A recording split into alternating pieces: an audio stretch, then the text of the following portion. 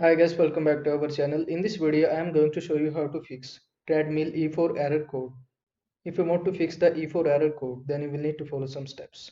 Here you will see I am at the official website of Reddit where the people provide their opinion and solution regarding this. The E4 error is an error of overheating. And here in the down, people provide their opinion regarding this. The motor overheated due to several possible factors.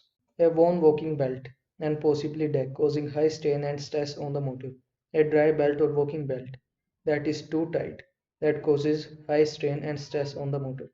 Lack of belt lubrication causing high strain and stress on the motor. And long-term wear and tear. The motor will need replace as well as possibly the walking belt and possibly deck. And to continue the chain of events, the control board may possibly fall in the near future. For $50 and 2 years of use, you got multiple times your dollar worth. I would heavily advise towards a new treadmill, and I must stick with an F63 for the best choice. The error comes due to overheating of your machine. This is the possible cause. So you will need to check this. I hope this video was helpful to you. Make sure to like this video and subscribe to my channel for more this type of content. Thanks for watching.